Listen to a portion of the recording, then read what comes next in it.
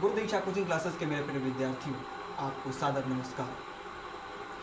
परीक्षा की तैयारी के लिए अब आपके पास कितना समय शेष है, इस बात का मूल्यांकन आप खुद भी कर सकते हैं। मैं जानता हूँ जितनी चिंता मुझे है उतनी ही आपकी भी है, मगर बार बार आपको याद दिलाना पड़ता है हमें कि आप यह समझें कि अब आपके पास समय अत्यधिक शेष नहीं है। आप देख रहे होंगे बोर्ड पर मैंने दिन लिखा है, जो आपके पास कितना समय बचा हुआ है। खैर, लिखने की आवश्यकता नहीं है, आप लोग स्वयं समझदार हैं। अक्टूबर में, नवंबर में, दिसंबर में और जनवरी में अब आपके पास कितना समय है वो आपके बोर्ड पर यहाँ पर अंकित है। कुल मिलाकर के माना जाए तो 100 से 112 दिन अब आपके पास शेष है। मगर यह जो दिन जो है, इस दिन में हम कितने दिन स्वस्थ रहेंगे जिसकी गारंटी हम खुद भी नहीं ले सकते हैं। अगला दिन हमारे लिए क्या चैलेंज लेकर के आएगा, इस बात से हम अनभिज्ञ हैं। आने वाला दिन त्योहारों से लवरेज है। हर दिन कहीं न कहीं त्यौहार ही त्यौहार है। नवरात्रा का त्यौहार भी इनके बेहद ही नज़दीक है। नवरात्रा के त्यौहार के तुरंत पश्चात दीपावली के त्यौहार आएगा, उसकी साफ़ सफाई की तैयारी चलेगी। देन छठ पर्व हम लोगों का जो महान पर्व है उसको मनाया जाए। पर्व त्यौहार मनाया जाना गलत बात नहीं है, मगर हर चीज़ का एक समय होता है। पर्व त्यौहार भी समय से होगा, आपकी परीक्षा भी ससमय ली जाए। परीक्षा का एक बार यदि तिथि निर्धारित हो जाता है, उसमें कोई भी परिवर्तन नहीं किया जा सकता है। अब आपके पास जो समय है, इस समय को भी यदि आप अभी से यह मान करके चल रहे हैं कि हमारे पास अब पर्याप्त समय है, अभी भी हमारे पास इतना समय है कि मैं तैयारी कर लूँगा, अंत समय में कर लूँगा, तो स्मरण रहे एक रात में आपकी तैयारी पूरी नहीं की जा सकती है। जो ही छठ पर्व मना लेंगे आप लोग, आपकी परीक्षा की तिथि भी निर्धारित कर दी जाएगी बिहार बोर्ड के द्वारा। उसके पश्चात यदि एक बार यदि परीक्षा की तिथि यदि निर्धारित हो जाती है, तो उसके बाद आप कोई भी परिवर्तन नहीं कर सकते हैं। अंत में आपको लगेगा कि मेरे पास सिलेबस का अंबार है और मेरी तैयारी बेहद ही कम है।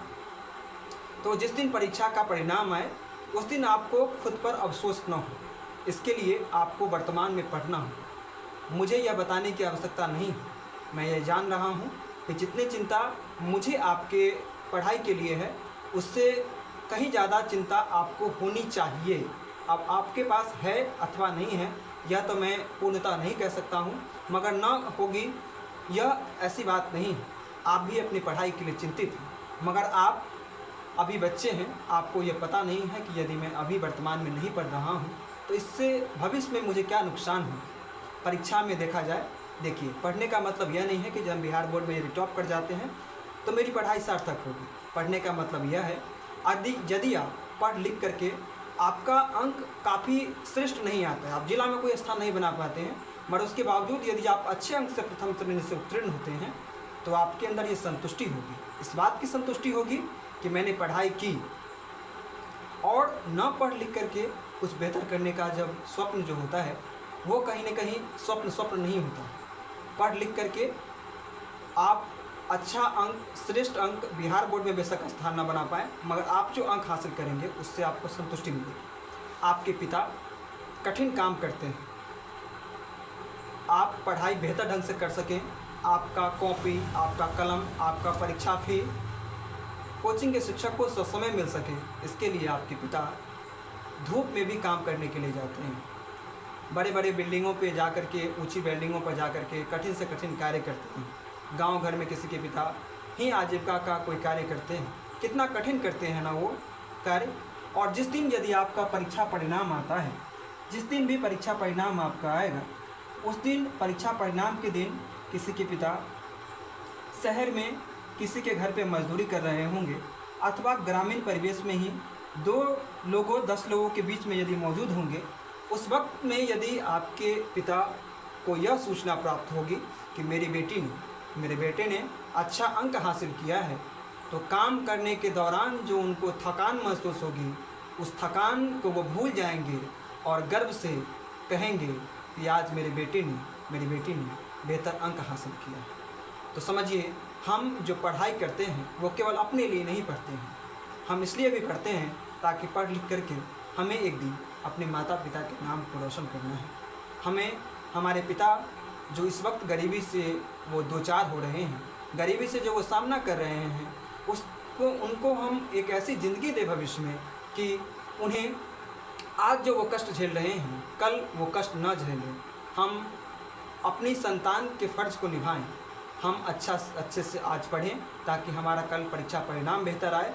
परीक्षा परिणाम बेहतर आने का बहुत सारा कहीं न कहीं फ़ायदे होते हैं।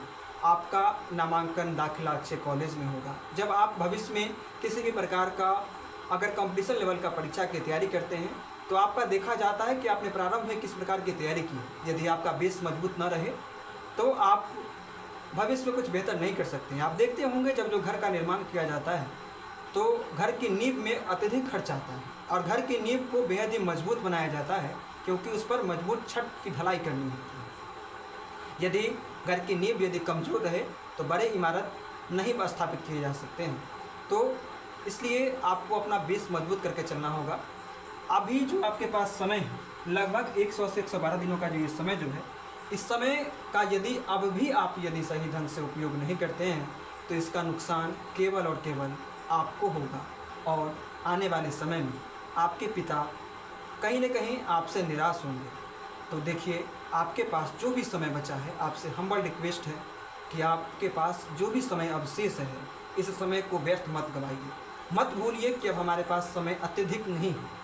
इस बात को अपने मन से डिलीट करके चलिए कि हमारे पास समय की कमी नहीं है और मैं अंत समय में पढ़ लूँगा। इस विचार को अपने मन से डिलीट करते हुए समय का सदुपयोग कीजिए। अनावश्यक फ़ोन पर, इंस्टाग्राम पर, फेसबुक पे, व्हाट्सएप पे दोस्तों के साथ चैटिंग और टॉकिंग भविष्य में बेहतर परिणाम लाने में बाधा उत्पन्न कर सकती है। आप जिस दिन पास कर जाएंगे उस दिन जी भर के अपने दोस्तों के साथ बातें कीजिएगा, जी भर के अपने दोस्तों के साथ चैटिंग कीजिएगा। मगर अब जो आपके पास समय है उस समय को बार बार मैं दोहरा रहा हूँ कि अब आपके पास पर्याप्त समय नहीं है कि आप बर्बाद करें। समय आपके पास जो है उस समय का सदुपयोग कीजिए, अच्छे ढंग से पढ़िए, क्योंकि यह मान करके यदि आप चल रहे हैं कि हमारे पास अत्यधिक समय है और मैं अंत समय में तैयारी कर लूँगा तो यह आपकी भूल है। बार बार आप समय को देख पा रहे हैं जो आप अपनी आंखों से जो हमारे पास कितना समय है, तो इस समय का सदुपयोग कीजिए। अन्यथा जिस दिन परीक्षा परिणाम आएगा उस दिन जब आप साइबर कैफ़े में जा कर के जब आप अपना नामांकन जो आपको जो रोल नंबर जो अलॉट किया जाता है, जो परीक्षा का रोल होता है, वो परीक्षा का रोल जब आप साइबर कैफ़े वालों को देंगे और वो जो आपको मार्कशीट निकाल करके देंगे तो उस मार्कशीट में मान लिया जाए कि आपका अंक रहा 312 अथवा 228 अथवा 230, तो यदि फुल मार्क्स यदि आपका ये रहा तो आप चाह करके भी किसी भी कीमत पे आप इस अंक में परिवर्तन नहीं ला सकते हैं। मगर अभी आपके पास समय है, अभी आप इस अंक को एक यदि अभी से ही आप यदि टारगेट लेकर के चलते हैं जो मुझे 450 प्लस अंक हासिल करने हैं, 450 460 प्लस अंक हासिल करने हैं, तो आप ये कर सकते हैं। श्रम करके, मेहनत करके हम अपने भविष्य के परिणाम को बदल सकते हैं और भाग्य पर रह करके हमारा परिणाम जो होगा वो क्या होगा इस बात से स्वयं ईश्वर भी कहीं न कहीं वो अनभिज्ञ रहते हैं, बेखबर रहते हैं। हम यदि श्रम करेंगे तो इस चीज़ को हम अचीव कर सकते हैं, इतने अंक को अचीव कर सकते हैं। यदि हम भाग्य पर रहते हैं तो हमारा अंक क्या रहेगा, 230 रहेगा, 228 रहेगा अथवा 312 रहेगा। इस बात से हम अनजान रहते हैं। तो अब आपके पास जो समय है उसमें एक टारगेट लेकर के चलिए आप। अब जो तैयारी हो गई वो हो गई। अब जो समय बचा हुआ है उस समय को लगातार पढ़ना ही नहीं है। तो परीक्षा की तैयारी इतना अंक हासिल करने का एक टारगेट बनाएंगे, इसका मतलब ये नहीं लगातार पढ़ते ही रहना है, मगर हाँ, हम समय के सदुपयोग को समझें।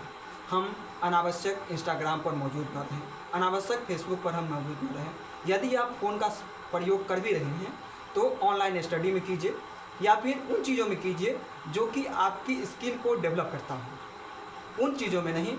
दोस्तों के साथ घंटों चैटिंग करना, टॉकिंग करना अनावश्यक समय की बर्बादी है और समय की बर्बादी करने के लिए ज़िंदगी जो आपको प्राप्त हुई है ईश्वर के द्वारा, यह बेहद ही अनमोल है। यदि अब भी आप यदि समय का सदुपयोग नहीं करते हैं तो इसका केवल और केवल नुकसान आपको होगा। देखिए, जिस दिन रिजल्ट आए उस दिन आपके माता पिता गर्व से कहें कि मेरे बेटे ने आज बेहतर किया है, मेरी बेटी ने आज बेहतर किया है, तो कम से कम अपनी अपनी माँ के लिए, अपने पिता के लिए अच्छे ढंग से पढ़िए, अपने भाई के लिए अच्छे ढंग से पढ़िए, ताकि जिस दिन आपका परिणाम आए उस दिन जब आपके रिश्तेदार आपसे पूछे क्या बच्चे क्या रहा आपका रिजल्ट, तो गर्व से आप उनको अपना रिजल्ट बता सकें। यदि आपका रिजल्ट उस दिन बेहतर नहीं होगा, आप एक दूसरे से कहीं ना कहीं छिपते हुए प्रतीत होंगे। आप अपना चेहरा दूसरों को दिखाने के काबिल नहीं रहेंगे और आपको ऐसा लगेगा कि मैंने बहुत बड़ा अपराध किया है। तो रिजल्ट के दिन मायूस होना भी कहीं ना कहीं गलत है, दुखी होना भी गलत है, या फिर कोई गलत स्टेप उठा लेना भी गलत है, क्योंकि आप आज जो तैयारी करेंगे वही कल आपका परिणाम रहेगा। तो इसके लिए आज बेहतर ढंग से पढ़िए ताकि रिजल्ट के दिन आपको आत्मसंतुष्टि हो, आपको स्वयं पर गर्व हो, आपके पिता को आप पर गर्व हो, आपकी माँ को आप पर गर्व हो। धन्यवाद।